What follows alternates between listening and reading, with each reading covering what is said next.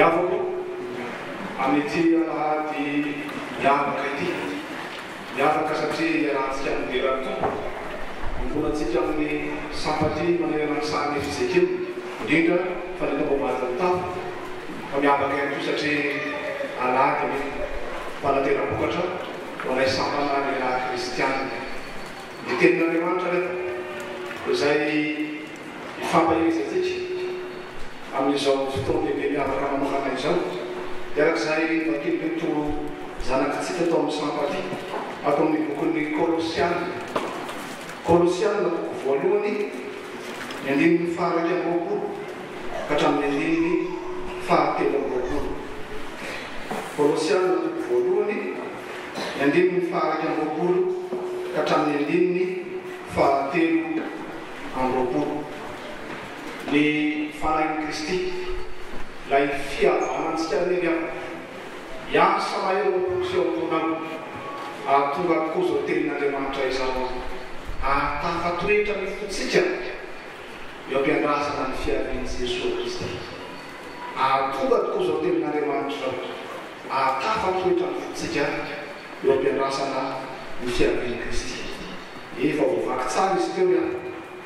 Ka rehefa mahazahoana azy tsara amin'izao anio zao dia andeha mbola iarahantsika rehetra mamaky amin'ny anaran'i Jesosy tompony Kolosiana voalohany ny andininy faharaiky amby roapolo ka hatramin'ny andininy fahatelo amby roapolo. Dia bakitsika rehetra amin'ny anaran'ny tompo zany manao hoe arenareo izay ho azy fahiny sy fahavalo tamin'ny sainareo ny fanaovany ratsy rehefa nampihavany ny ankehitriny tao amin'ny tena ny nofony tamin'ny fahafatesana ary tolony masina sady sy anatsina mapongo eo anatreny raha maharitra amin'ny finoana nareo ka mafinoana sady tafatoetra ary tsy hita filaiana amin'ny fanantenana ary amin'ny filazantsara izay efa renareo sady notoriana eny ambany lanitra rehetreny ary zany nanaovana Paoly oka.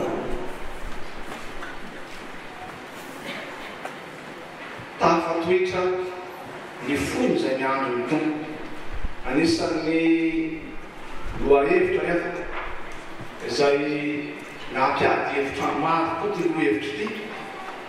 Tsaroko misy lohahevitra lay zay asa telo taona say fatao lasy zay ty nampiady hevitra mitovy amiko hoe mandany amin'ny maro. Nampiady hevitra maro fety koa rehefa dia tena nampiady hevitra maro tokoa. Ahoana tokoa moa zany fotafatoetra zany? Ahoana zany fovonina voomana tsara antoka manana ny vonona zany raha mijery ny toe-javatra sy ny toe-piainana zay ianana ankehitry. Izy fomonina ve na aderay aza ny tena tafatoetra. Ary tsy diso nefa mandany hevitra zany satria anisan'ny taovasarotra fehezina io fo io. Ary sy tatatsinana moa dia milaza mihitsy hoe ny rehefa miteny hoe fo zany dia manambara ny manontolony ny olona izany. Sarotra fehezina izy io indrindraindrindra fa raha ohatra hoe misy adidy asa tokony ataonao ka tsy vitanao aloha tokony izy sy milamina ny fonao io. Raha inay koa misy zavatra tena eritreretinao nefa tsy atao tokony izy mivokany dia tena misamboaravoary ny fo io. Tonga ny fiteny tany hoe tsy milamina fa izany toe-po amin'ny mampanahy zany tokoa miavaka no tao amin'ny kristianina tamin'ny Kolosi tamin'ny andro atany Paoly izao Kristy izao. Tena tsy milamina amin'ny fo mampanahy reto Kolosiana reto. Tsy milamina satria izy ireo dia amara hoe jentiliste sy jiosy izy ireo. Izy ireo dia manana ny fomba mampanaony ka rehefa naneny filazantsara izy dia nitaitaina nisy ny natahotra sy ny lamina ny fona izy ireo. Ahoana tokoa moa zany dia evity ny mahazatra antsika ity hoe nisy sotoavina vaovao. Ahoana zany sy ny lamina ny fona izy ireo manony fotsiny natao mety jiosy zay tonga tany Kolosi satria ny jiosy mantsy dia tena miavaka.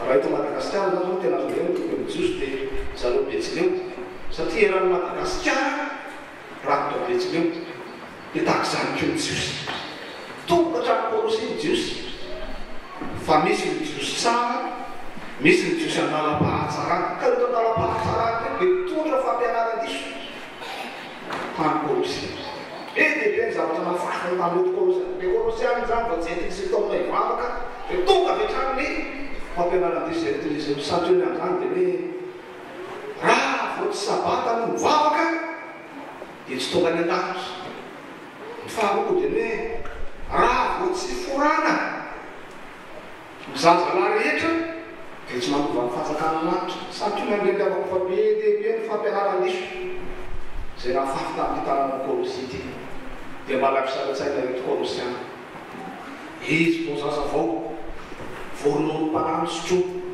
tia indray ny fampianaran-diso zay mitobaka ny sambaravoarany fony izy ireo tsy nilamina tsony ny fiainan'izy ireo indrindra fa ny fiainana tao am-piangonana koa nanao zao taratasy zao Paoly Apôstôly nanohatra ity fampianana-pinoany ity Paoly Apôstôly mba tafatratra tsara ny fony reto Kolosiana ireto miandro ny fiavinto hitany Paoly zany ny fahasahiran-tsaina izy ireo fantatro foana ny probleman'izy ireo dia nanomatra taratasy fampianana-pinoany Paoly nanefa ho azy ireo inona moa ny nampianaran'ny Paoly tao anaty zany taratasy pinoany zany nampianaran'ny Paoly azy ireo ny amin'ny Jesosy Kristy ny amin'ny famonjena vita Kristy ary ny vokatra zany sy ny fiantraikany zany eo amin'ny fiainan'ny mpino zay nandray any Kristy inona ny satona zany fampianarana zany voalohany dia hoy izy hoe efa vita fihavanana amin'Andriamanitra ny Kolosiana noho ny amin'ny Jesosy Kristy zay ny fampianarana nalefany zany efa vita fihavanana amin'Andriamanitra ny Kolosiana noho ny amin'ny Jesosy Kristy rehefa mantsy ny falehibehibe hoe tena zavatra tapakela-pianarana ny an-danitra dia tsy maintsy miforana tapakela-danana ny an-danitra dia tsy maintsy sava sisa dia hoy Paoly aza mety lehibe ianareo fa efa vita fihavanana amin'Andriamanitra ianareo noho ny amin'ny Jesosy Kristy ny andininy fahaika-poroapolo sy ny andininy faharoaporoapolo zay ny vakitsika toerana manambary zany fampihavanana vitan'ny Kristy zany fa mialohan' zany anefa dia nampatsehivy ny Paoly tsara hoe fa inona moa nareo taloha toy inona ny fiainanareo talohan'izany fampihavanana zany dia hoy Paoly milaza azy ato hoe oloko azy ianareo fa ino asa mba mety azo amin'ny taloha sy nekizy hoe tika zany oloko azy zany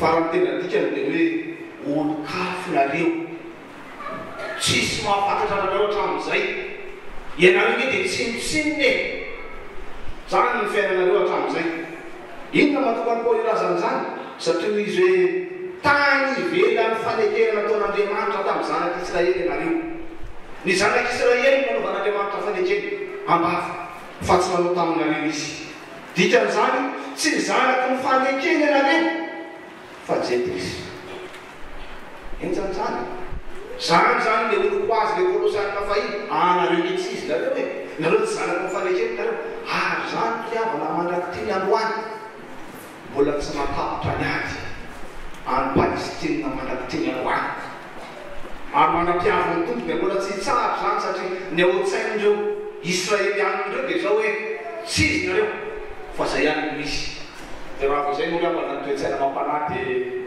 tena isy raha zany ka zay ny zavatra mitranga niraisiny mihitsy hoe tsy zanaky ny fanekeny nareo mbola namafisiny Paoly amin'itsy hoe oloko azy nareo satria zao tsy manana anjara tamin'ilay lalàna ataon'Andriamanitra tany telopolo sy nay nareo zany hoe zany sady tsy mananjara nareo amin'ilay fanekena ambava no tsy mananjara ianareo amin'ilay fanekena atao an-tsoratra tsy any anaty risika nareo zay ny tena teny Paoly ambara amin'izy ireo vokatra zany dia zao ianareo izy hatramin'izay dia mandeha tamin'ny spectacle nareo fotsiny mandeha tamin'ny daniny kibo nareo fotsiny nareo hatramin'izay ary ny sainareo sy ny fiainanareo dia tsy tsara satria fahavaran'Andriamanitra ianareo dia n'Andriamanitra mantsy rehefa nany azy ny fomba fijeriny dia zao ihany na ianao manaradian'ny tompo dia an'Andriamanitra ianao zany na ianao manome lamosina ny tompo dia fahavaran'Andriamanitra ianao zany ary lazeny Paoly mihitsy hoe fa iny ianareo olo koa satria fahavalon'Andriamanitra ianareo. Ny fandrafy tamin'Andriamanitra ianareo ka zay nameny ny sainareo sy ny fiainanareo dia faharatsiana avokoa. Rehefa tsy miaraka amin'Andriamanitra ianao miaraka aza mieritreritra izy hoe zany mba manao an'izao ihany, zany mba manao an'izao zao e. Ny zao tsy mamonjy ianao ka. Fa Andriamanitra amin'ny Jesosy Kristy ireny ihany no mamonjy ianao. Ka rehefa tsy miaraka amin'ny Jesosy ianao dia asa ratsy ny asanao. Na inona zay mety fanasao soa zao tontolo zao anao. Mampafantariny Paoly rehefa liana fa izany. Ankehitriny kosa efa iny zany ny sary teo somary nampiseholy kely no Paoly zany. Fa ankehitriny kosa ianareo izy dia zao efa tena lasa ny zavatra tano satria efa vita fihavanana amin'Andriamanitra ianareo. Mankandreny fifandraisana kely anako hoe misy ny tsy fankazona tapaka fifandraisana diplomasia. Rehefa misy ireny tombotsoa-monana ataonao hifanantona dia avitana indray ny fifandraisana ara-diplomasia. Dia tahaka an'izany rehefa ny zavatra mitrangoko satria vita fihavanana tamin'Andriamanitra no ny amin'ny Jesosy Kristy eto Kolosiana eto. Tena maro Paoly hoe ny fomba maro samihafa na dia misy arany tsara sy tokony tohizina dia tsy zany ny zava-dehibe fa ny tena zava-dehibe dia zao hoe efa vita fihavanana amin'Andriamanitra ny amin'ny Kristy vena. Vita fihavanana amin'Andriamanitra vena ny amin'ny Jesosy Kristy.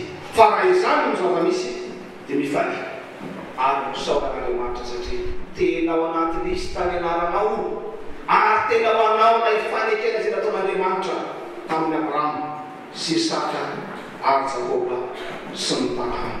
Dia nasehon'Andriamanitra tokoa tamin'ny alalan'ny Paoly ho an'ny Kolosiana eto fa novain'Andriamanitra ny tantaram-piainan'izy ireo, novain'Andriamanitra ny antom-pisin'izy ireo ka vokatr'ilay fampihavanana ilay meloka no amarinina. Ninino zany fahotanao ny afako. Raha mety ianao ny fatahiavananao Jesosy anio ny meloka amarinina ny amin'ny Jesosy Kristy. Ny fahavalo na amin'ndrana fo satria tsarako fahavalon'Andriamanitra eto Kolosiana reto dia na amin'ndrana fo ary tsy vitan'izany ny havana fa novain'Andriamanitra tanteraka ny amin'izy ireo niovatra amin'ny tompo ivavahan'izy ireo. Raha taloha izy dia ny sainy sy ny fahalalana sy ny kibony ny Andriamanitra, ny sampon'Andriamanitra fa novain'Andriamanitra atao amin'ny Jesosy Kristy izany ka mba isan'ny taranako ny fanekena ihany koa izy ireo ka manan'Andriamanitra ho tompo sy mpamonjy azy. Ary zany mahatonga ny Paoly hoe ankehitriny ianareo dia reto telo reto indray ny anjoanareo. Teo aloha zany fahavalo, teo aloha nareo pitoro, teo aloha nareo any ivelan'ny pisika sy any ivelan'ny kianja fa zao kosa nareo amin'ny andininy faharoapolo ny fazana zany dia tonga manana fiainana sy toepo vaovao ka manana famasinan'Andriamanitra. Zay mambara rehefa vita fihavanana tamin'ny Kristy ianareo dia tonga masina hoy Paoly eto. Ny masina teo miresana dia zao voatokana ho an'Andriamanitra ireny ihany, consacré ho an'Andriamanitra ireny ihany, nosacren'Andriamanitra ary consacré ho an'Andriamanitra ireny ihany. Zany ny Kolosiana ary zany ny toky nomen'Andriamanitra azy ireo tamin'ny alalan'ny Paoly. Fa tsy vitan'izany ihany, masina tsy manatsy raha mitsika malagasy ny avy dia tena zava-dehibe amintsika izany tsy izany ary mibelika le mavatsika foana no hoe mialatsiny ialako tsy fambaran'ny Paoly mazava tsara eto ny avy fa ny mpino ny Kolosiana vita fihavanana ny amin'ny Kristy dia tsy manatsy ny intsony. Ino moa lazaina hoe tsy manatsy ny eto raha teny fotsiny hoe manadidika ny tsy manatsy ny eto dia tsy azo ny devoly ampangaina intsony. Zany ke miasa ny devoly miampangana oratren'Andriamanitra foana izy etsy forana jireny hoe io mba vahoakanao, io mba fidinao, io mba takazo jereny faratsiny. Zany miasa ny devoly aho enga rehefa tsisy hoe lanao takan'izany mavanety io zao zany nataony devil fa ny olona vita fihavanana amin'ny Kristy tsy azo Satana ampangany intsony tsy vitan'izany foroto izy hoe tsy manam-pompo masina tsy manan-tsiny tsy manam-pompo le tsy manam-pompo tokoa dia zao hoe tsy misy mpianina ny fiainana zero fahasoa zany zay matsy avana zavatra afafin'ny Satana tiatsaitsy le zao hoe mahatonga antsika tonga amin'ny fanamelohateny jerokelo diso am'izao ka jereo le tsy mety ataonao foana no asitasiny anakona le fahasoavan'Andriamanitra ny fiainana fa ny olona vita fihavanana amin'ny Kristy eto dia marany Paoly mazava tsara hoe sady tsy manatsiny izy no tsy manam-pompo eo anatrehan'Andriamanitra sy eo anatrehan'izao toza dia samy lavana mandidy sika fa notanina ny tenakamisy aminao amin'ity anio ty manao hoe ito azo fijaliana zay manambara ny fanafotan'i Kristy efa vita fihavanana amin'Andriamanitra ny amin'ny Kristy venary so dia mbola miazakazaka ny ivelan'ny kristiana fa tsy tonga any amin'ny tanjo so dia mbola isan'izay manara-dremano anao fa tsy tafita fa anio dia milaza aminao tompo fa efa natono ny ainy tokony azo fijaliana ampihavanana anao ampihavanana antsika amin'ny tompo Andriamanitra fa ny faharoa atao dia zao anisan'ny zavatra ray izay mbola fampitongatsika maro fa mbola tsy tanteraka malaky ty ny androany manombonoka tamin'ny taona 2024 reny dia anisan'ny teny fanefa sy fanetahana mbavanao politika rehetra sy ny fiarahamonimpirenena atao asika réconciliation nationale asina fampihavana-pirenena zany mety teny foana isaka mandeha propagande tsy maintsy misy an'izany foana samby ana-mahitsika moa zany dia manahoana moa zany tsika voaka no be tsy nifanana manahoana moa zany mpano politika manahoana fiarahamonimpirenena manahoana zay rehetra manana ndraiky eo amin'ny firenena mba tsy tena fa tsy reto amin'tsikisika aiza mahery zany fampihavana-pirenena zany anisan'ny nangatazo matokony mba isy amisy ty faobe andraky ty ny androany moa zany dia mbola tsy tanteraky zany fa zay rehetra mpitondra ny fanipy teo dia mifanao tour de rôle zareo manao police voleny fanipy ianina izao makany tsy afaty dia mavely tonga rety ianina io makany mety fanao tour izy satria tsy mbola tanteraky le fampihavana fa amin'ity kosa riaho amin'izao tenin'Andriamanitra izao dia aseho mbola mipiny tamin'ny Kolosiana ary aseho aminao koa anio fa vita fihavanana amin'Andriamanitra ianao efa mandrainy amnistie divine ianao ary ny caso judiciaire anao dia vierge eo anatrehan'Andriamanitra no ny amin'ny Kristy sy ny fampihavana ka na inona zay mety tsy fahatanterahana tamin'izay lasa zay na miteneninao zany natanetsainao tao zany fantatr'Andriamanitra fa anio dia ambarany toko fa no ny amin'ny Kristy mandriny casier judiciaire numéro 3 mandray ny grâce divine ianao omeny tompo anao no ny amin'ny Jesosy Kristy amin'izao anio zany koa mifaliana fa tena mivasata mivandiny ianao mifali ary misaoran'Andriamanitra fa no ny amin'ny Kristy dia tena avan'Andriamanitra tena fifaliana ao antsika zany manavana olona ambony zany na manavana manakatao zany fa anio dia ambaran'Andriamanitra ambao ianao nge mbola metra am'izany satria tena avan'Andriamanitra ianao ny amin'ny Jesosy Kristy zanaky ny fanetrena ianao ary ao anatin'ny boky ny fiainana zay voatrotany an-tany anaranao no ny amin'ny fihavanana vitan'i Kristy fa ny fampianarakonao faharoa iao zay misoratan'ny Paoly azy io eo amin'ny ny fahatelomboko inona nampianaran'ny Paoly eo amin'ny tany Kolosy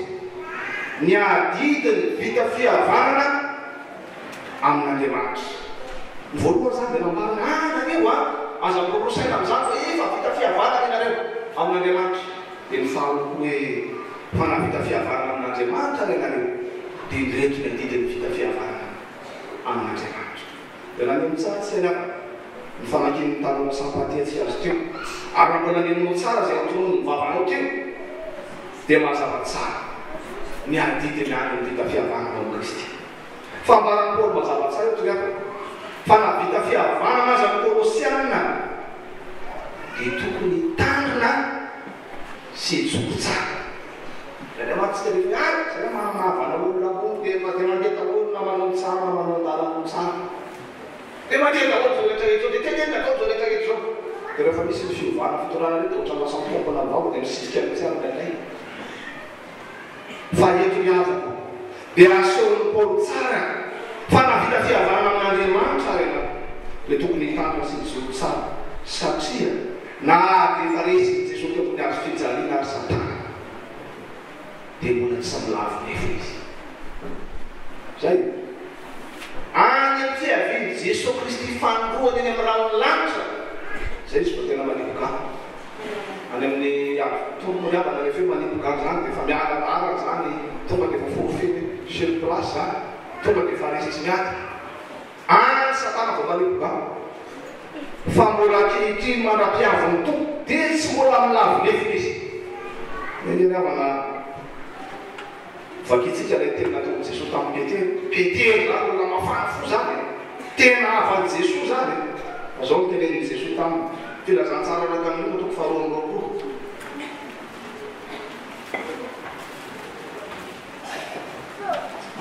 Mety misy an'izany zao mbaolona io ka toko faharoa amby roapolo andimy mifaraky amin'ny telopolo sy ny roa amby telopolo.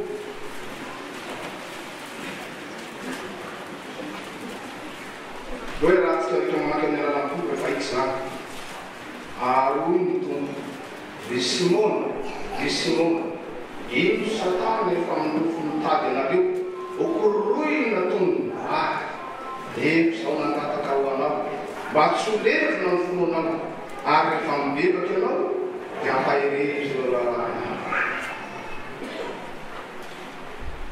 lailay avana ny olona mieritreritra hoe atakeny Jesosy avany Jesosy manompo amin'ny Jesosy dia tsisy endrika faratsina sy ratsy manandro masy fanaseho amin'ny Jesosy tamin'ny Petera ilay mafana fo ilay tena akakeny Jesosy fa i Satana dia eo akaikiny eo ary tena milofo izy tsy manaja hoe zao ihany misolofo rapo fa nahandro na alina na andavanandro na nikenty dia tena milofo Satana koroy ny tany fikoroana vatatsy eo zany korobahavady tena avany tsara mihitsy ny vasiny tsy pahavady ahototsoniny ao alefa mirivotra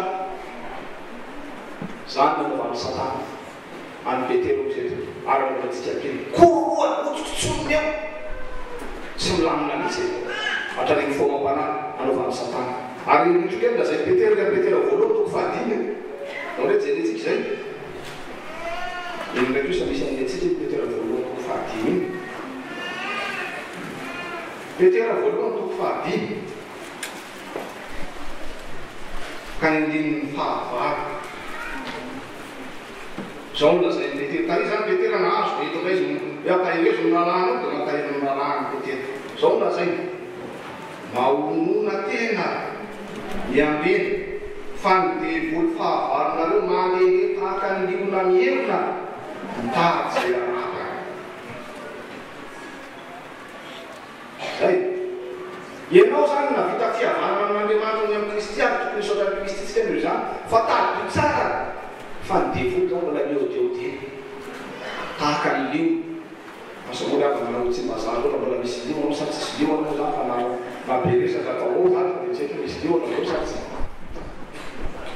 fa tahaka ny liona Satana ny atsikitra zany liona zany re ako liona mihevina moa izy zany liona mihevina zany dia liona nao zany ary rehefa naona ny liona zay rehetra metsiketsika tonga dia arapana tsy mijeny izy io olona biby sa ino fa metsiketsika tonga dia arapana zay io Satana izy eto ary zay no natonga ny Paoly ny teny tsara mila mitandrina sy mijoro tsara fa ny devoly dia eo mandrakariva ary ny tanjony dia zao ny ampialan'ny Kolosiana amin'ny finoana ny ampialan'ny Kolosiana amin'ny finoana ny filazantsara ka ivereny amin'ny sampy sy ny fampialana zany hoe ny politika ny devoly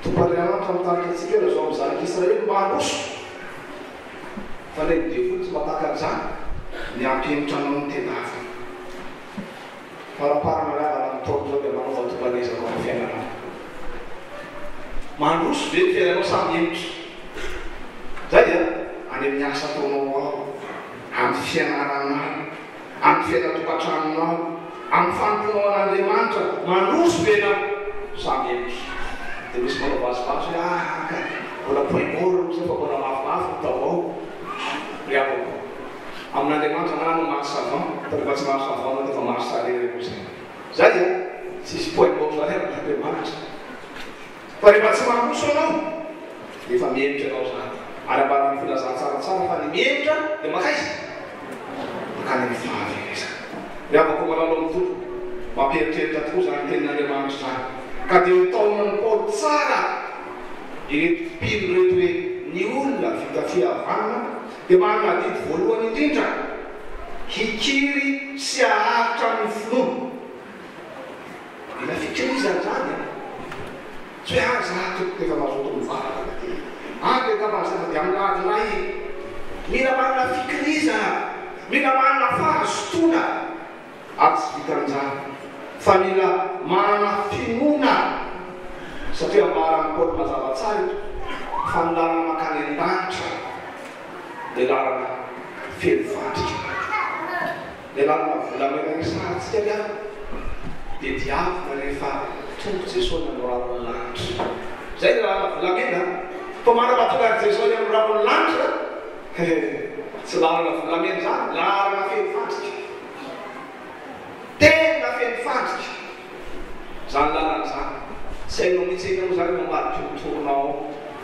tsy hainao mihitsy iny moa ny ambadiky ty fiakarana ity fa izany ny asahatra ny lalantsika liava raha ho an'Andriamanitra ka mba azotsika mitozo hatramin'ny farany dia mila manana fikirizana sy faharetana isika fambaran'ny Paoly ihany hoe ny olona miavana amin'Andriamanitra zany dia tena mahafilona foka tsy azo sozona zay matsy nahazo reto Kolosiany reto mba nanam-pinoana ihany zareo fa vo nosozony hoe narenge olona tsy mivory narenge olona tsy mivavaka sabaty teboteboka tena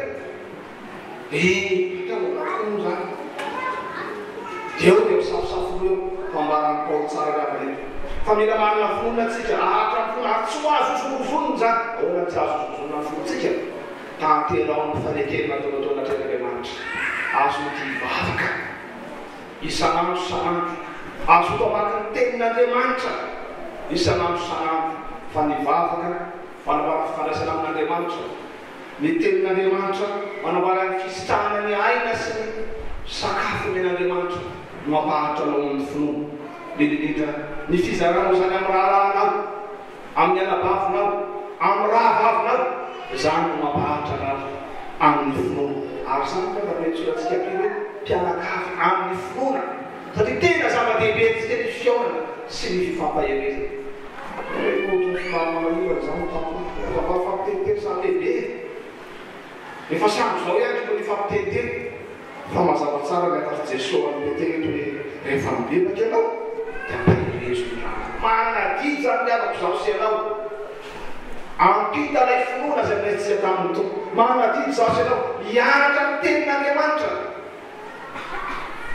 fa izany ihany mampahatra antsika manam-piavan'i Jesosy tompo fa mbola ambarany Paoly ihany afa reto hoe ilay finoana zay anana amafisina ny fanamaminany tenin'Andriamanitra izany no tsy mampiaratsika amin'ny fananana an' Jesosy ankehitriny moa riavana aloha tsy dehibe loatra tsony tahaka an'izao zao tranga resahako zao fa talolo tany maneny folo taona lasa tany vao misy ora nao mpiangonana zareo sonorisation entina ny anay vao misy tsy mifanaraka any amin'ny sampana micro ty zany kely zavatra mitranga reny natonga ny fiangonana ny vaky samy hafa reny sasany lasa mivaky olika veleny mivaky lasa mivaky olika lasa mivaky efatra zany tsy fantaratsony fiainana moriavako ny mahatonga an'izany satria tsy nitazonina mafy lay finoana tsy nankatoavina ilay tenin'Andriamanitra ka tserovana hoe isika nefa nitsofin'Andriamanitra rano mba ho vava iray sy ho saina iray le rahantsika mangalaza n'Andriamanitra ray ny Jesosy tokotsy zany ny olona vita fihavanana amin'Andriamanitra tena miombona amin'ny fiombonana tanteraka na amin'ny mora fa indrindra amin'ny sarotra fa matetika gavantsika dia amin'ny mora dia miombona fa efa tonga ny sarotra Miavaka manao ambaran'ny Paul mazava tsara fa rehefa miompona tanteraka isika dia tsy vahiny tsy oloko azy intsony fa efa tonga zanak'Andriamanitra amin'ny Jesosy Kristy ary raha zanaka dia mpandova ny fanjakany lanitra. Teo aloha zany dia nahita Jesosy anareo mihitsy izy zany fanjakany lanitra zany tsy anareo zany fanjakany jentilisa fa eny dia tena asehon'ny Paul mazava tsara zanak'Andriamanitra ianareo. Raha mitoetra tsara amin'izany fihavanana amin'izany ka mahatrany finoana sy ny filazana tsara. Miavaka manao koa misy olandrasantsika izay tena marina tokoa. Dia le hoe mihazo avo anan-drevitra. Zay dia mbola afaka ampiarina ihany koa zany hoe ny olona mandray andraikitra be mpanenjika. Zay dia rehefa ampiarina azy. Ianao zany rehefa misolotra amin'ny hafa anao dia mamely ny rivotro. Dia manao badolona vazivazy ianao dia zany dia maomana. Eny Analakely anao pastera mandeha mafanafana eny. Vao manomboka ery amin'ny polisy ery amin'ny Mojatovo anao dia hitanao tsara fa hitsangatsanga ny volonao io fanomboka isy rivotro amenao satria fa manomboka mianatra ny hafa anao. Marina hoe zany sa tsy marina? Dia takizany kotsika ampianina. Arakaraka ny solotantsika hitomboany andraikitra raisitsika arakaraka ny fahazototsika amin'ny fanomporan'Andriamanitra no maharomotra ny Satana mahampe-mpanenjika antsika mahabe olana eo amin'ny fiainantsika. Ka ho amin'izao tontolo izao ny visin'ny olana ny visin'ny fahasairana ny visin'ny fahasairana sy ny fahasaotana dia mampijanona azy sy mampihemotra azy. Fa ho antsika pily kosa ny havana satria vita fihavanana amin'ny Kristy isika dia reny zany ilay termometra manazava amintsika hoe salama tsara ianao reny zany ilay boussole manambarantsika tena ny avaratra ianao zany reny manambara tena manaradia ny tomponsika. Ka tsy tokony ampihemotra antsika ny olana sy ny adidy ary anaiky mankirena rahatonga amin'isika antsika anosy mandrakariva anaradia ny tompo satria isika ny tsy zanak'Alafy fa zanak'Andriamanitra isika ary mpandova ny fanjak'Andriamanitra. Ko tsarovy ary fa ny manaradian'i Kristy vita fihavanana dia maro fahavalo. Fa ny fahavalo izay tsy eritreretinao fahavalo raha dia zao ny tenako sy ny tenanao ny tenatsika dia fahavalontsika koa hoe ndraindray anao rehefa mieritreritra za zao efa vahotrany za efa pastera za efa manavitany saosy zao efa mamilamina tsara za dia tonga amin'izay ilay fahakamona ara-panahy tsy te hiezaka intsony tsy te hanana fitirizana intsony tahaka amin'ny hoe fahazo ny famonjena dia anao mipetraka tsara amin'izay miandry koa dia sy filefinana tsy dia fitary Satana zany fa hokororan'ny Satana eo anao vao mipetrapetraka eo. Fa mila manao tahaka ny Paul malaka kristiana manadino ny zavatra lasa ary miezaka anatra ny lokany fiantsoana etiana zany mampilopilo zany olona vita fihavanana amin'Andriamanitra tsy hoe tsy raha iny koa ny lasa sy ny asa vitany fa ny zava-dehibe any dia inandray Jesosy andraikitra aminao inandray tokony asa mianga inandray Jesosy tianao ataoko amin'ny tiankonako sy tao amin'ny tiasa mandrarahity zany miango ny olona vita fihavanana amin'Andriamanitra vao maherezaka asa sotrina raha tahin'Andriamanitra ianao sy milamina ny fiainana fa mandiny tenana aza kivy raha mandany sarotra sy mitojolana ianao fa tsarofa lany ampiaviny mpimy an'izany mandra-piavin'i Jesosy eny amin'ny ranony lanitra tomoera tsara fa Kristy ny fihavanantsika ary tany mafy zay aranana mba tsy siakasarovoninahitra don'Andriamanitra ny voninahitra fanafanany kosa ampitoerantsika vita fihavanana amin'ny mandrakariva sy mandrakizay ka ho velona tokoa sy aray fiangonana ary vatarakozay ray fanjak'Andriamanitra. Amen.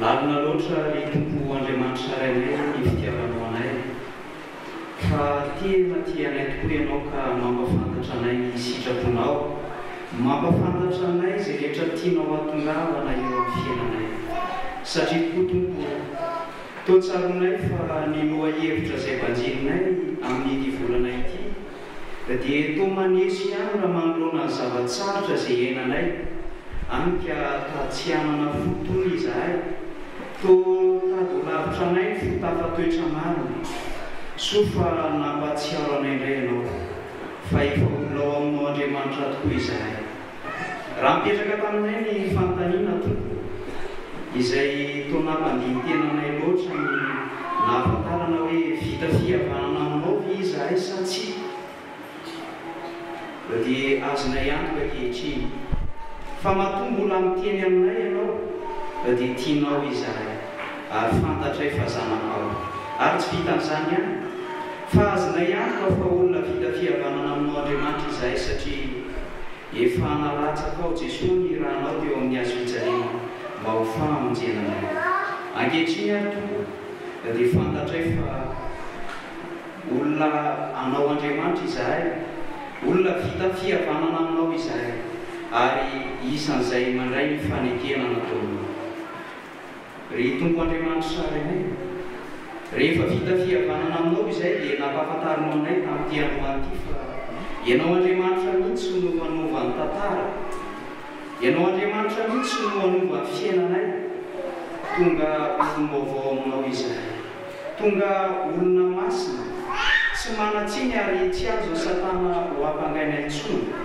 fa efa zanakao misaotra tompony amin'izany rehetra izany fa fampahirezana lehibe ho anay nahafantarana tamin'ity androany ity fa efa nandray ny amin'izy ity diviny izahay ary madio ny kazezidiseranay eo anatrihanao Andriamanitra zanaky ny fanekenao izahay manana anjara ny fiainana manak'izay fa tsy mampatoritory anay nefa izany fa nampafantatra anay ny teninao fa eo anohan'izany rehetra izany dia olona manana didy izahay ka tokony hitandrina sy hijoro mandrakariva ary hijoro tsara manoloana ny zavatra maro samihafa miseho amin'ny fiainana ilay satana tokoa matsy tompo dia mbola tsy nilavolefona na dia efa resy azy fa mandehandeha tahaka ny liona mihevina mitady izay ataka misaotra anao tompo fa mampafantatra anay teninao fa tokony hikiry sy ahatra mandrakariva ny finoana izahay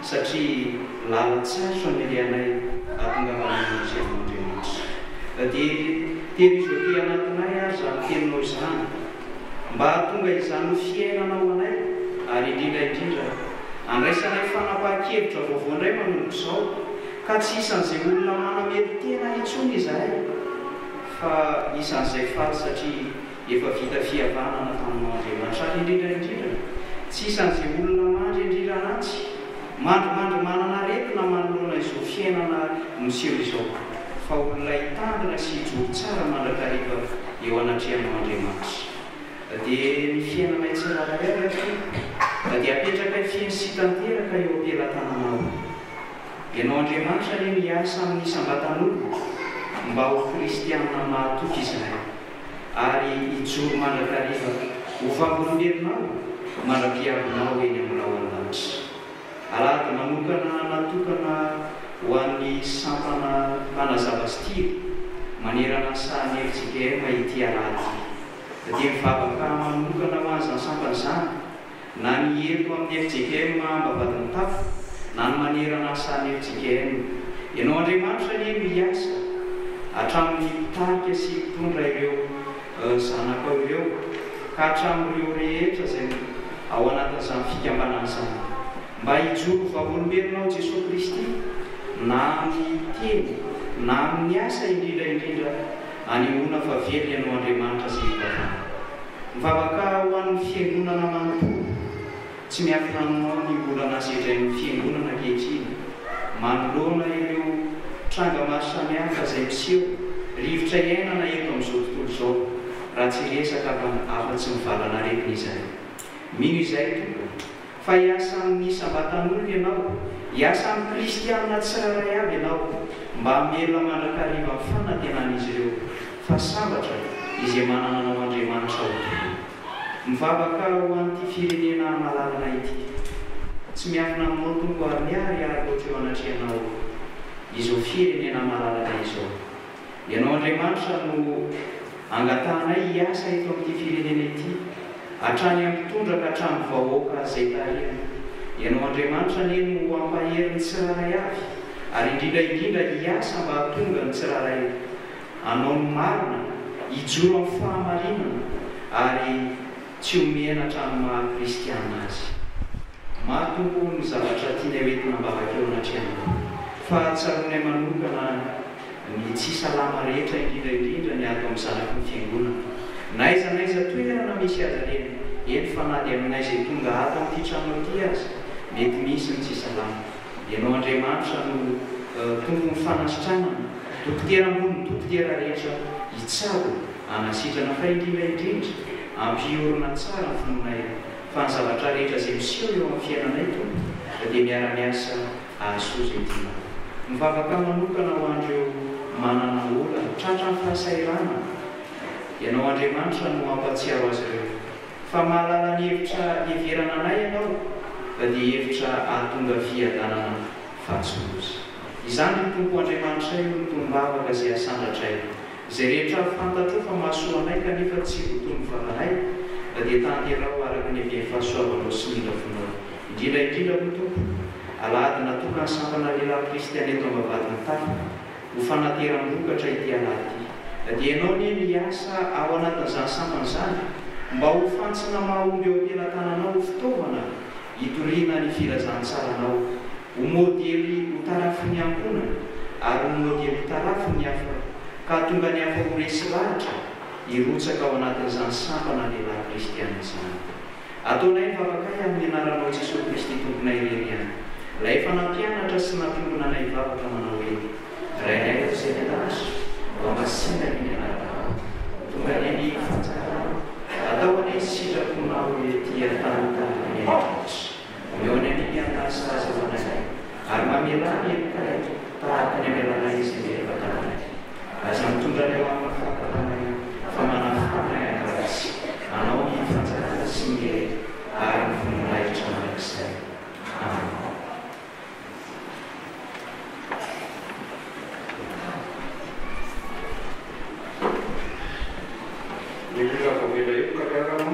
Biasa manambara kan gunung, kemudian ketika disangganan kan gunung larang pakai.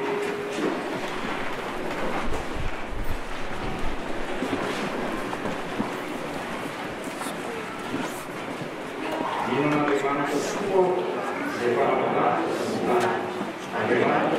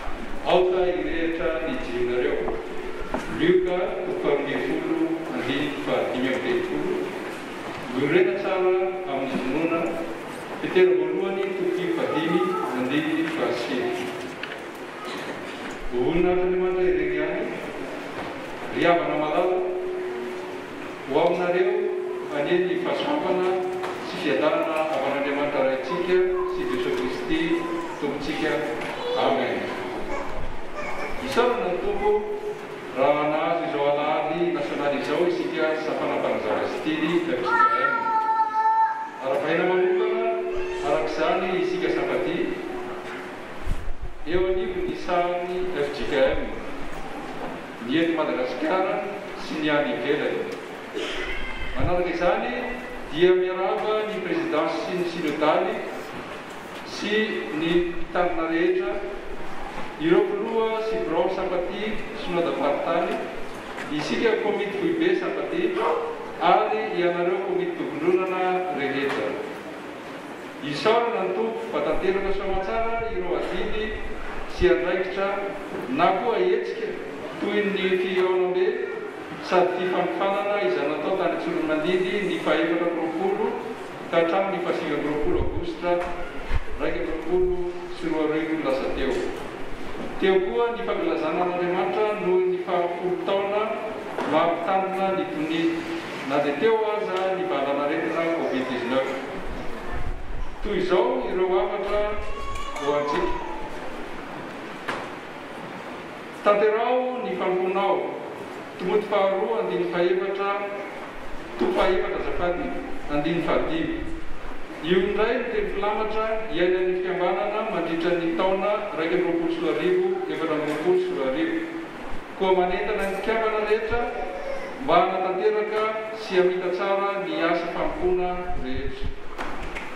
Ampahafantarina itsika ireo filoha foibe ho afidy ny filohan'ny komity lehibe, ny filoha Rakotonarivo Aja Ara Mientana, filoha nasionaly mpanazava, ny filoha Andrianarasoniora Vorombola Milamina, filoha nasionaly Tily, ny filoha Toky Rahaino Rafanomezatso Tatana Mikolo.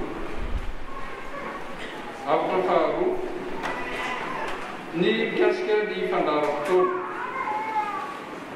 Ny volana Janoary 2024 dia komity foibe sampaty izay atao eto Antananarivo sady ho fitranam-bavaka fanokafana ny taom-piasana.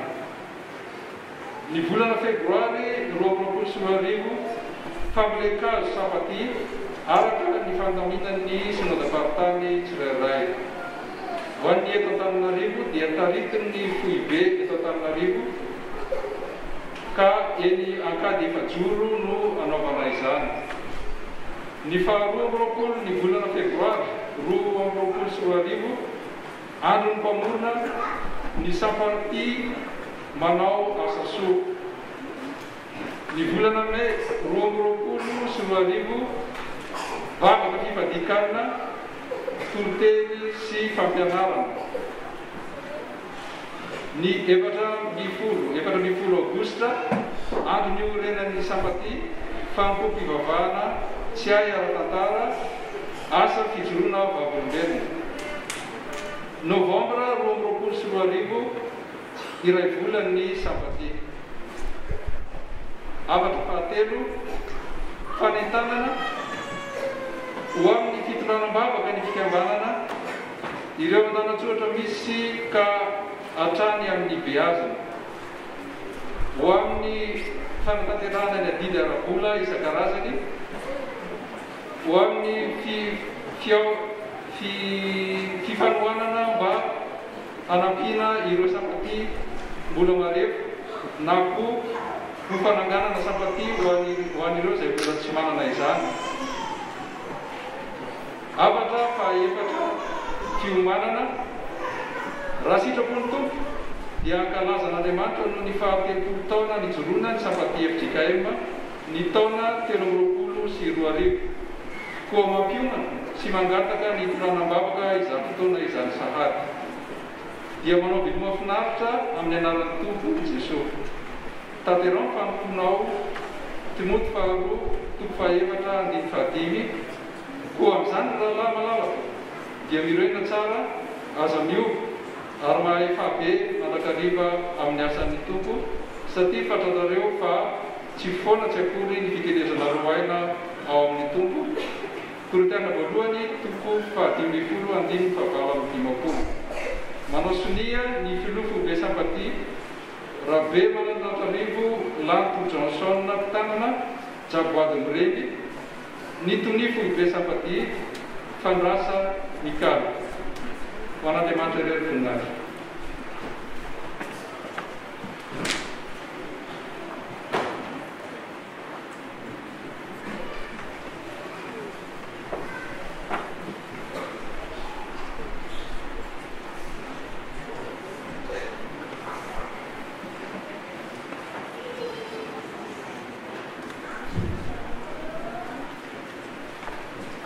Tsika nefa na dia tonga fotoana izany mirarahany fiangonana. Izany dia tonga amin'ny famakina ireo taratasy maro samihafa izay voaray am-pitantanana. Avy eo ilay fitenenana eto ny mpikambana voalohany vondrona fototra lahiga solosolo-tena natrika ny komity lehibe sy dapartany ary indray mandeha mitandrina no amarana ny rarahany fiangonantsika. Ampatsefin-tsika no olona sy lekona solotena sambana fa isy ny fivorian-tevitra raha aoriana ny fanasana tompo zao maraina izao. Ampatsefina isika sambana zasy mba merina ny fitsia 20 sy 20. Taratasy avy amin'ny FIBRC tranombakoka FGKM. Ny FIBRC tranombakoka FGKM ao anatin'ny fankarazan'Andriamanitra no ny ray volana dia fara-manasantsika anatrika rindrakiro farany DRNC izay raha nanozana ny fiangonana martiora ary tanterahana anio alahady raika amin'ny 20 novambra raika amin'ny 20 manomboka amin'ny 3 tolakandro ao amin'ny FGKM tranovato faravohitra. Isan'ny koa ny fanofanana ho an'ny kristiany FGKM izay liana amin'ny fomba fikajiana ny tahirim-bakoka ny fiangonana izay hotanterahana ny 13 ka hatramin'ny 19 novambra 2020 ao amin'ny efitrano lehibe ray solojato ao amin'ny FIB FGKM Analakely. Taratasy avy amin'ny fikambana mitandro amin'ny sotro-ronono sy ny vadina velan'ny maty. Tonga indray ny fotoana mialohan'ny krismasy izay fotoana fanatanterahana mitandro amin'ny sotro-ronono sy ny vadina velan'ny maty ny amin'ny fiangonana mavaka. Io izany dia manasantsika izy ireo hiatrika ny fanontany sy tanterahana ao amin'ny FGKM Ambanidia ny talata 7 desambra 2020 manomboka amin'ny 6 sasany maraina. Dia tanana tsika mianakavy ny finoana rehefa satria marina didisan'izy ireo na dia anatin'ny fahasarana izy ireo ny hitondratsika fanampiana ho azy ireo izay azontsika aterina ao amin'ny fanarahana. Taratasy avy amin'ny sampana fifoazana sy nodam-pahatany tanan'Evatsinanana. Ny birao sy nodam-pahatany fifoazana dia mamangy antsika isaky-tandremana. Ny tety manaraka dia ny 20 ka hatramin'ny 17 novambra 2020 izay anatanterahana ny IKT Safif sy ny stage bloqué sy tanterahana any amin'ny Toby Ambohibao. Taratasy avy amin'ny STK faritra avaratra Andohalo. Fifaniana aminay Brown STK faritra avaratra Andohalo ny nantsony tanora kristiana rehetra mba ho tonga amin'ny tontolo andro fiderana iarahantsika tanora atao amin'ny faritra avaratra Andohalo. Ny fotoana dia ny sabotsy 17 novambra 2020 manomboka amin'ny 7 sasany maraina. Ny toerana kosa dia ao amin'ny FGKM Betela Sud Ambohipo. Taratasy avy amin'ny FGKM avaratra Andohalo. Noho ny fahasoavan'Andriamanitra noho ny tsingery taona-panompona izay nataony mpitandrina Andriamasina ny fidy malaza ny vady teo amin'ny sany FGKM. 30 taona nanompoana amin'ny mampitandrina. 19 taona nitandremana sy ny ara-asa teo amin'ny fiangonana FGKM avaratra Andohalo. 20 taona nanompoana tao amin'ny sekoly alahady FIB FGKM ary 20 taona nampianarana teolojia ho fanomanam-pitarina FGKM. Dia fifanena ho azy ireo ny braony fiangonana, ny komity mikarakara ary ny fitandremana manontolo ny manasantsika mpianakavy ny finoana mba hisaona isan-karazan'Andriamanitra ary ombona amin'ny fanompoam-pivavahana ho fanamariana ny tsingery taona efatra sosona izay ho tanterahana ao amin'ny FGKM avaratra Andohalo ny alahady 5 desambra 2020 manomboka amin'ny 9 sasany maraina. Noho fahasoavan'Andriamanitra dia mankarazana jobiky fa 5 taona nampitandrina an'Andriamantora tokaso Erina Kaleko mpitandrina vady sady foloany sokajy foloany sekoly alahady FIB FGKM sady mpandarahany FFM FIB isika amin'ny taona 20 sy 2020. Ny taon-jobiky dia efa nosokafana tamin'ny alahady 20 marsy 20 sy 2020 fa ny famaranana kosa dia nitanterahana ny alahady 20 desambra 20 sy 2020 ho avy izao. Mariana fizanam-panompon'Andriamanitra zany dia tsy mitondra fitandremana. Taratasy avy amin'ny komity pakitany mpanazavasitiny. Manasantsika mpifaniana iara-karazan'Andriamanitra sametaka eo ambany fitantanana ny tao-piasana ndraiky amin'ny roapolo sy roa arivo efatramin'ny roapolo sy roa arivo mitsidika sy ny tao-pitezana ndraiky amin'ny roapolo sy roa arivo roa amby roapolo sy roa arivo ny amin'ny fanatriany fanompompivavahana sy ho tanterahana ny alahady valo amby roapolo novembre ndraiky amin'ny roapolo sy roa arivo manomboka amin'ny roa sasantolakandro ao amin'ny FGM Andrainarivo fahasoavana. Taratasy avy amin'ny paroisse internationale FGM Andohalo. Mampatsiahana hoe zahay fa ny fanompompivavahana izay atao amin'ny teny anglisy izay karakarain'ny fitandremana paroisse internationale FGM Andohalo izay tanterahana isaky ny alahady farany amin'ny volana dia toy hatrany. Andeha ny fanotoana ny alahady valo amby roapolo novembre ndraiky amin'ny roapolo sy roa arivo avy izao. Noho ny antony manokana dia mbola manomboka amin'ny fito sy sasany maraina ny fotoana fa tsy amin'ny valora maraina toy ny mahazatra. Isy ny fandraisana ny fanasana tompo. Misy lodafaritany Antananarivo Atsinanana ny fiangonana sy ny zanak'ampelezana ny komity Jobily dia afahana manasantsika dia ara-karazan'Andriamanitra noho ny famaranana ny Jobily volafotsy 5 taona na ampitandrina sy 7 taona tamin'ny fiara-nasa amin'ny ramatoa volatanteny Albert.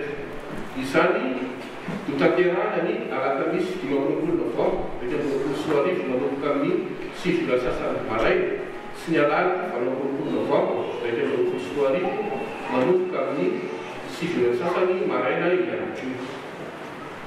Ny fribe FGM isy lodapahatsany Antananarivo Atsinanana ny fiangonana FGM fanavozana ianakinjakana ary ny komity Jobily volafotsy dia afahana manasa atsika ny fiangonana sy ny tanana ary ny mpikarakara ny Jobily ny amin'ny Jobily volafotsy na 5 taona na ampitandrina any Andriamatora ny Nianiana Jean-Jacques Arroyon izay ho tanterahana ny sabotsy 7 novembre ndraiky amin'ny roapolo sy roa arivo manomboka amin'ny 7 sasany maraina sy ny alahady 9 novembre ndraiky amin'ny roapolo sy roa arivo manomboka amin'ny 7 sasany maraina. Ny fribe FGM sy lodaparitany Antananarivo Atsinanana ny faritra Varatrandohalo mitandrina amin'ny valy sy ny zanany ary ny fitandremana rano voamarikio dia faly manasantsika ny amin'ny fanompompivavahana ho fisaorana an'Andriamanitra sady fandraisan-tanana ny mitandrina Andriamatora Kotorajaoely ny valy sy ny zanany izay ho tanterahana ny sabotsy 7 novembre ndraiky amin'ny roapolo sy roa arivo manomboka amin'ny 7 sasany maraina. Sampana sekolalady FGM Andrainarivo fahasoavana.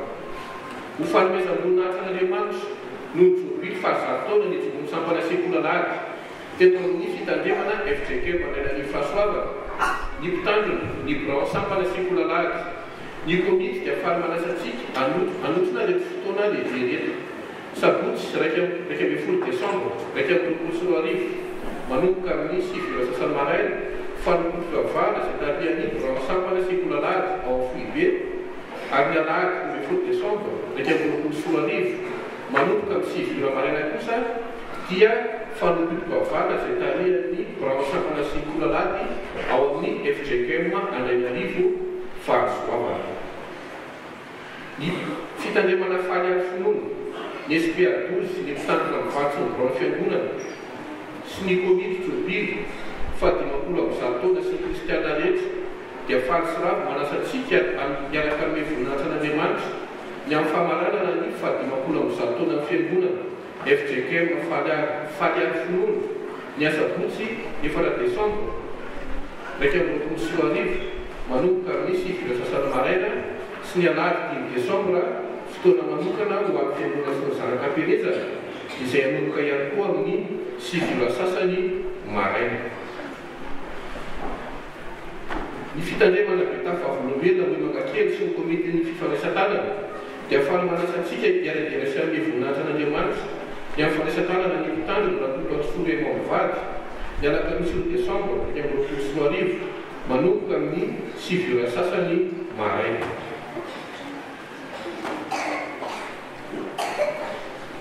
Ny fribe FGM sy lodaparitany Antananarivo Atsinanana ao amin'ny fiangonana ny komity 20 taona sy ny FGM ny somanandrano miarady dia afaly manasantsika io mibavaka isoran'Andriamanitra noho ny Jobily 5 taona nampitandrina an'Andriamantoa rafaly miheran-tsoa valosoa ika ampitandrina mivady izay mitanterahana ao amin'ny FJKM somanandara miaraki ny zoma 1 Desambra 2024 manomboka amin'ny 7 sasany maraina. Ny mpitandrina mivady sy ny birao any FJKM isoavinandina fiavozana ny komitiny Jobily sy ny fanorenana ny folosiny zanak'ampelezana dia afaly manasantsika hiaraka lasa samy voninahitran'Andriamanitra no ny famaranana ny Jobily 20 taona fiangonana sy ny fitokanana ny akany fihizoro izay tsangam-bato fankarazany sy tanterahana ny zoma 10 Desambra 2024 manomboka amin'ny 7 sasany maraina eny isoavinandina. Taratasy avy amin'ny sampana eto amin'ny fitandremana misy antsika AFF. Antsointsika rehetra sy nandeha tamin'ny tafika masina tany isoavina fiorenana mba handray ny taratasy tombonesaky ny tafika masina izay zaraina eo amin'ny latabatra ivelany ary amely izany mba ahafahantsika manao tombanesaka. Ny famelona hitakelaka misy fanontaniana maromaro io no ahafahana manao ny taritra farany ny amin'ny tafika masina. Ho ankaviana izany sika mba naizana tompotany manomboka izao sy amelona izany ary amelona izany amin'ny tompona andraikitra farany izay aingana. Taratasy avy amin'ny volana Sikitana. Ny toy ny famerenana fety Krismasy hoe takatra sika kisimpiandraikitra fa mbola misy ny farafisoratana anarana izay tapitra anio Alahady 20 Novambra 2024 manomboka amin'ny 20 eto amin'ny trano fiangonantsika. Ny fivoriana fanaon'ny Dorcas dia tanterahany ny talata ho avy izao eto amin'ny Akanarabera Daniel. Ny mitarika amin'ny fotoana dia Ramatoa Soamanana Saonja. Ny mpiambanao ny miasa fiary dia tanteraka fianarana-kely anio Alahady 20 Novambra 2024 aoriana ny fanompovana maraina ary ny asabotsy 17 Novambra ho avy izao manomboka amin'ny 20 samy ao amin'ny lokalina sokoto ao ambony izay maniritra amin'izany sampana izany dia angatahana mba ho tonga amin'ny fotoana voalaza ireo. Taratasy avy amin'ny STA. Ila zany sika mpampianatra fa amin'ny Alahady 20 Novambra ny farany fanaterana ny lisitry ny mpianatra atao 3 exemplaire ary amin'ny koa manatantarantsika STA ny fanadinana izay anomboka amin'ny 7 maraina eto amin'ny trano fiangonantsika. Noho izany dia hijanona mampianatra sekoly Alahady rehetra aoriana ny fiviliany hevitra raha izao maraina izao. Taratasy soratra avy amin'ny STK izay fampianarana kristianina. STK eto amin'ny FJK Mivadamotafy dia misoran'Andriamanitra no navitana ny fifananana soratra masina question pour un chrétien izay nitanterahana ny Alahady 7 Novambra 2024 lasa teo. Isaorana birao fiangonana izay tarihan'ny iray mandeha mitandrina na amin'ny alalana anaovana izany fifananana izany. Isaorana ireo sampana rehetra izay nanday anjara. Isaorana ny mpiara-miasa rehetra ireo nanaiky nanamiteraka ny fifananana indrindra isika rehetra izay trotroam-bavaka izany fotoana izany. Miaraka amin'ny mpilalao rehetra izahay satria na dia hintsana azy ianareo dia fampandesy ao amin'ny tompo ary miaraka manokana ny mpandesy tamin'iny fifananana masina eny. Ho an'Andriamanitra ireny ilay voninahitra. Ampahafantarana isika fanomboka amin'ny herinan'io ny fivarotana carte de vœux ifampiranitsika soa amin'ny farany taona. Koa dia afaka manao commande isika dia izao amin'ny vidiny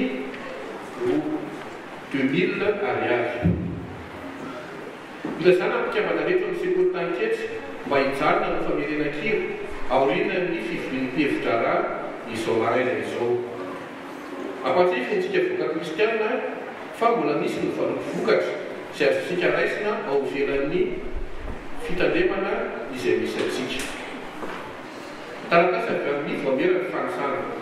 Mampatsiaro voameran'ny fanisana fa miposaky ny raha voalohany sy fahatelo ny fikarakarana ny fanavozana ny karatry ny mandray.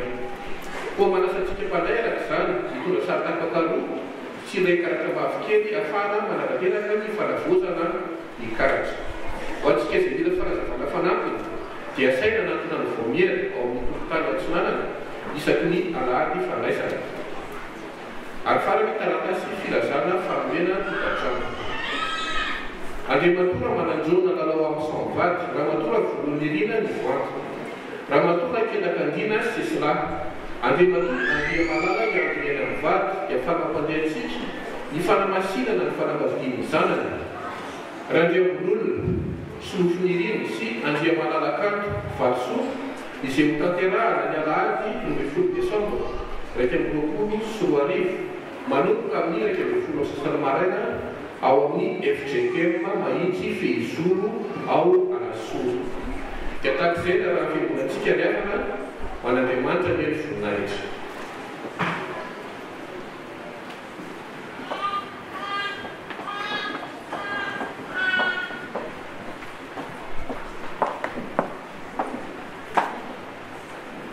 Miarabantsika ny laranto mitsoretiny tena konsoltena ny vondrona fototra laika.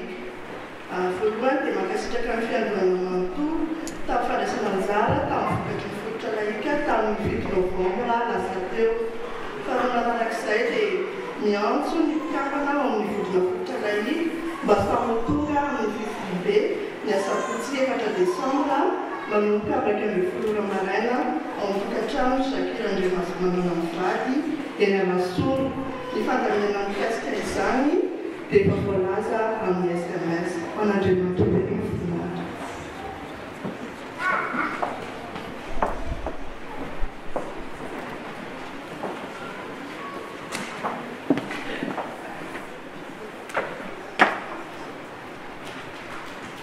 Tatitra foia mahakasika ny fivorian'ny communauté be sy ny apartany Antsinanana izay natao tamin'ny talata 20 Novambra lasa teo. Izay natao tao amin'ny FJKM Mazoara fanantenana Ambohipo.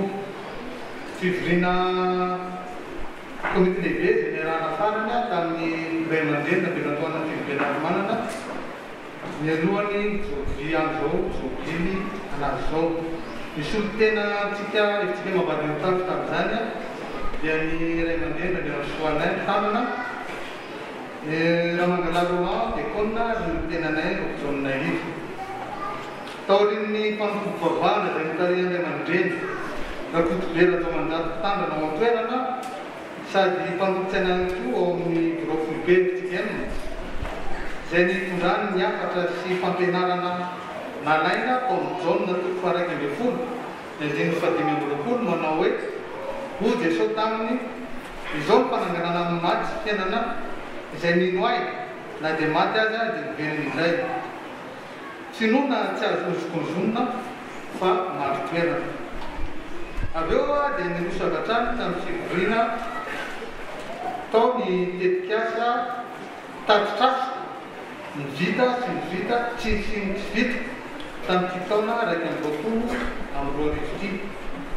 Tao koa ny katonan'ny fiangonana ny fisondrovolana manomboka ny 3 avril ka tamin'ny faharambolana may 2020 no ny fisian'ny varanaretina Covid-19. Tao koa nisy nirarahana nampahan-kevitra amin'ny fiangonana vaovao izay naorona. Ny fitandrona vaovao voatendry na nafiavan-toerana dia tao amin'ny synodam-paritany Antananarivo Atsinana. Fandiniana ihany koa Tetiambo 2020 amin'ny 2020. Anisan'izany ny recyclage pastoral izay atao amin'ny Toliary amin'ny volana Augusta 2020 amin'ny 2020. Misy moa diary izay ho jifaintsika manomboka ny volana Février 2020 mba ho jifaintsika sampana sampanasa dia koa na ny FDL sy ny karazany mba hijerentsika izany Tetiambo izany. Ao koa ny lanina ny tetibola 2020 amin'ny 2020. Misy fitombony 300 raha 764 millions 333 772 tamin'ny taona lasa dia lasa 793 millions 518 844 no laniny fivoriam-be communauté be no izany. Amin'ity taon'ity dia isy ambatahirina ny katekomena fa isy misaona be atao ao amin'ny FJKM Ambohidaskely ny asabotsy fa 17 volana Novambra 2020 roarivo avy zao manomboka amin'ny 5 ora maraina. Izy koa fitonabian'olona sy lekôlina atao amin'ny synodam-paritany zany atao ny raiky amby 10 volana desambra raiky amby 20 amby 2 arivo amin'ny 5 ora sasany maraina ao amin'ny fiangonana FTKM Sud Ambohipo. Izay tsy voalaza moa dia Andriamanitra mitandrina no ameno azy. Isika dia nahazo fankasitrahana avy amin'ny synodam-paritany fankasitrahana fisaorana no navitan'ny deputa fiangonana ary tamin'ny taona raiky amby 20 amby 2 ity dia tongotra amin'ny fiangonana zany. Voninahitra dia Andriamanitra sery.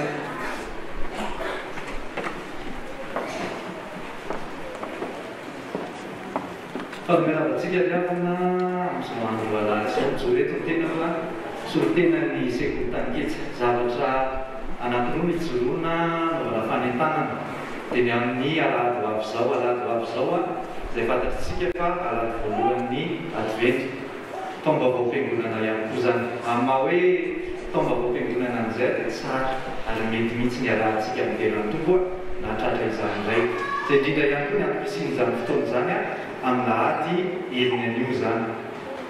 Mandritrin'izany fotoana zany ihany koa dia anombotra izay ny amin'ny hoe valopy.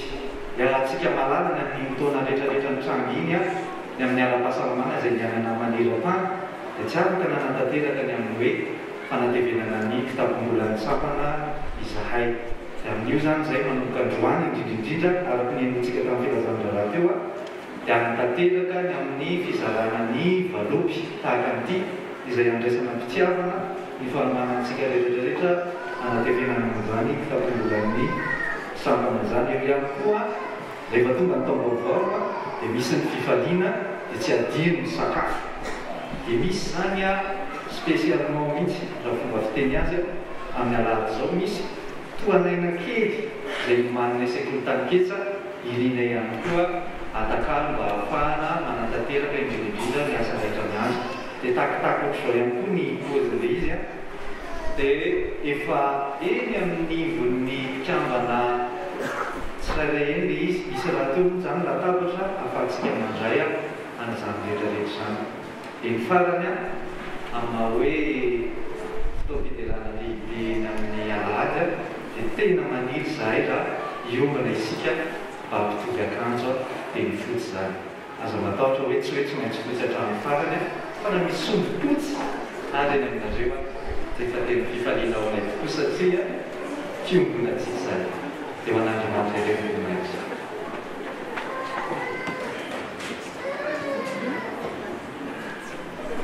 Fa Kristy no fiavana antsika. Soratsika rehetra avy amin'ny Tompon'Andriamanitra ny amin'ny Jesosy Kristy izay nampiavana antsika rehetra. Ary angatadika amin'ny tompony fanahy ny asa antsika tokoa satria ahoana moa ny amantarana ny avana amin'Andriamanitra ianao ny fihavananao amin'ny namanao ny amin'ny fianakavianao amin'ny mpianakavy finoana amin'ny mpiarabery aminao. Ataovy zava-dehibe rehefa ny fiaina sy ny fandarana ny fihavanana zany fa zanaka ny fihavanan'Andriamanitra isika dia mifampahelo manakariva indrindra fa mivoatoezavatra sarotra alohan'izao tontolo izao ary sy eto Madagasikara fomba izany. Ny faharoa avana dia manoloana an'ireto zanakitsika atao misampaty reto izay nisany tsara fanamina mahatsamanareo zanaka koa jereny fiangonana manontolo. Ahoana ny fahitanareo zareo tsara dia manentana antsika rehetra ny avy. Atsika rehetra manan-janaka any dia fahaso atao misampaty zanakareo fa sary tezana rampanahy izy tezana koa amin'ny sy fandraisana akamamy izany fihavanana sy fankatiavana izany.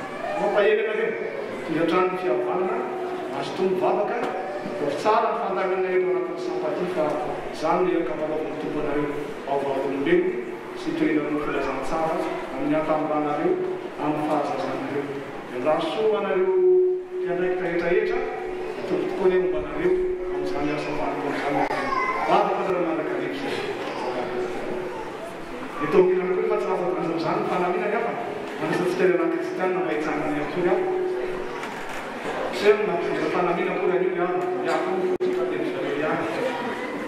Indray moa rehefa amotrano ao indrindra fa tamin'nanomboka tamin'ireny fotoanany confinement reny andeha fety maro samy hafa atao mifety defera zareo hoe lamarakizy aloha fa fanao ataovy zao manday tsy ataontsika niany fety dia mandefinefitra foana tsara zany io zay tsy misy maro ny zava-tratra teo amin'ny fiainan'ny fiangonana somary eny zay dia nefa naizary mampahelo raha izy fa miantso antsika lehilahy baobao eny ary zany sopony sy ananatsika zany tokoa ne tain'Andriamanitra mba afaka mitondro ny volazana tsara manefa antsika fiangonana ihany koa ihany matoandro zany lehilahy kristianina fa hafa mihitsy zany hoe fiangonana maro lehilahy maro fiangonana ny manambaranantsika teo fa misy ny fiaramiasa amin'izao vokatra zao dia ny fanahy ny tombovatsika rehetra dia fompoentsika rehetra akasitrakatsika lehilahy kristianina fa voatonona tenyteny manary tena finaritra be tamin'ny alahady faefatra ambin'ny folo ny volana novambra lasa teo dia nisy ilay fifaninanana soratra masina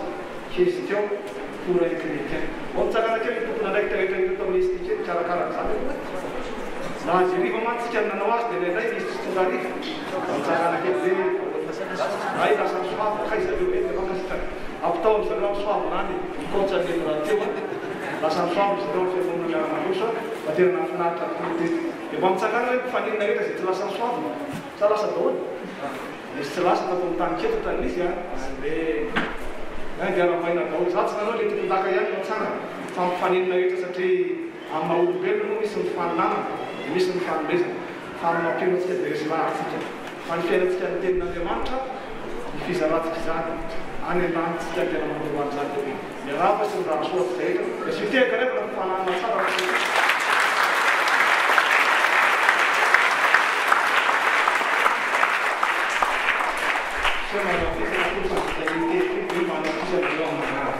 zay raha soka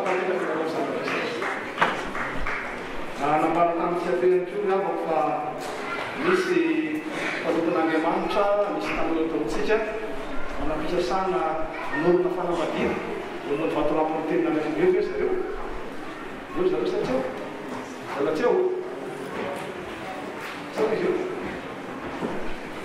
manarako izy manaraka izy manina fa matsara matsy mahafantatsika hoe ino zanatsika mba zaotsika mitona mavakasy farany avako noho ny fahasoavan'Andriamanitra amin'nyraisinay tamin'ny alalana no vampatisan'ny zanakay dia manolotra saora amin'izao zahay nahatr'Andriamanitra lehilahy dia manolotra rakim-pisaorana ho an'ny fiangonana mety marina sy manona ny asa eny soavina fiorenana manolotra vola 1 million d'ariary manolotra ihany koa rakim-pisaorana ho an'ny mpitandrina menakavy 100 000 ariary manolotra ihany koa ny estike 100 000 ariary ho an'ny mambre 100 000 ariary ho an'ny mpitandrina mizatra ara 100 000 ariary ho an'ny sacristain 50 000 ariary ho an'ny mikamenakavy 50 000 ariary maro avako izay asa retsika izay andeha hitsanga ena revavakisika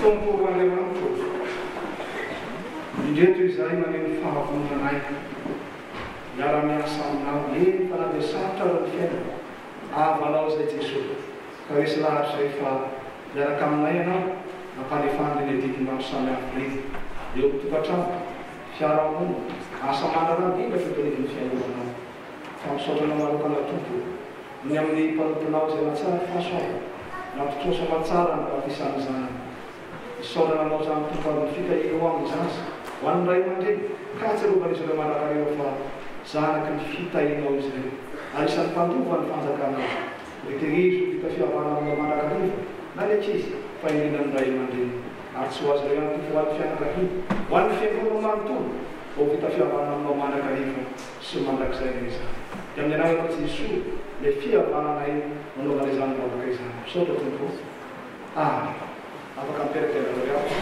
an'Andriamanitra nefa vinahitra faminfanay masina kosa ho amintsika rehetra azahoantsika manatanteraka izay tandrifitsika tamin'izay rehetra navana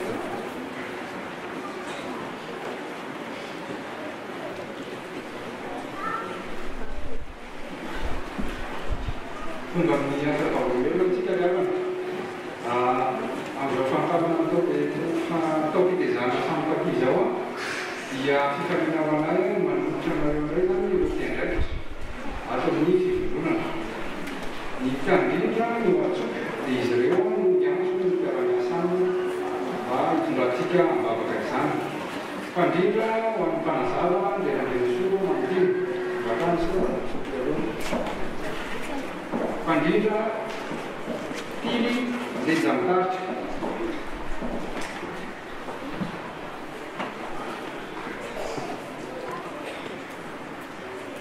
Izao zavatra ataontsika izao dia fampahafantarana ireo mpiandraikitra fa tsy fanolorana koa miandraikitra izy ireo satria ny fanolorana miandraikitra dia amin'ny fomba skoto izay tarihany fahatany. Angatahana ianareo menadala mba hiantso ny taranasan amareo.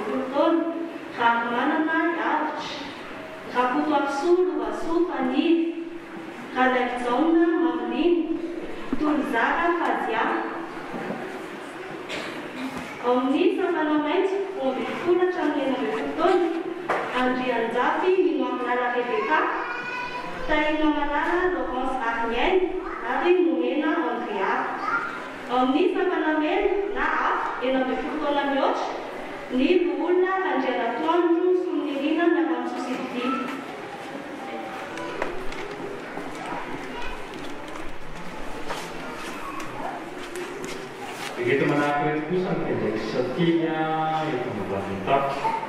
Ilmu fanateza atau lain itu enak sama betul. Anjir cienu menyancangnya baru. Anjir malala lain sapi bagaikan. Gamanira ka yang nena kita susil mandi danela ka kili mais fanateza telah. Umbi fulu cambi enak betul. Aku tak suka celah banana si natu masuk tutel.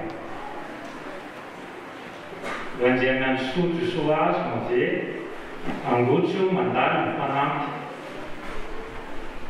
Dingin cu Alexa kartu papalau. Lazafinu sistem tayi manja papalau. Sonjila famanaja papalau. Timina kusa panbeza tutla yang berfulu kecamni wapulton.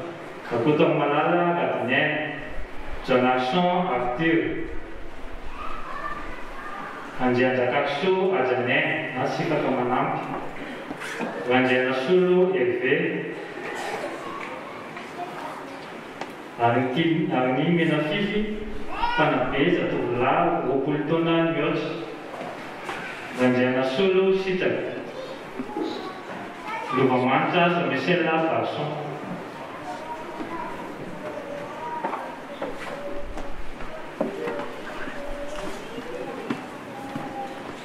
Kalau dengan barang itu kita naik terjun buat, bifani dengan setiap yang guna itu naik ke bawah ini. Kalau awak mufton saya mencari asal misalnya naik ke sana. Baru kas apa itu untuk setiap itu jalan mesti jalan. Intendo demanda se terima kasih kalian bersama kuisen intend fakir satu segmen demanda na tontan sesuatu melalui umayeri sesematan asa matau tu nam waktu fambalong tu pada demanda am sereja aliena untuk apa untuk kau nak kondisi karena iwan sifat tambahan hari itu tu yang ada dalam ada kalifa ada apa yang dalam sana kita masih ibadah kasih Tumpo, direito itu taluran senang semau taisa anabi turun filasan sarana amnikis am talu am di dalam di betiza tumpo asu nas dalam fununab arni fanai mas mutar para asdu am saya naik camas taisa katugas tuku ucianar wanda talu ka akis atuku setaria di situ. Ada sesuatu yang kita pun dibaca harus bermata kalifu. Ada tu dapat bakal pun asyik orang cinti. Bahawa ofis nau ni fanat yang ada setiap orang lagi mufuna tu mata kalifu. Nanti fendi dalam jasa sini pun berarti di sini. Yang jelas ni sudah boleh sampai ke sana. Isoto tu pun. Apakah kita setiap orang berada? Itu dalam kita orang dalam sana. Tapi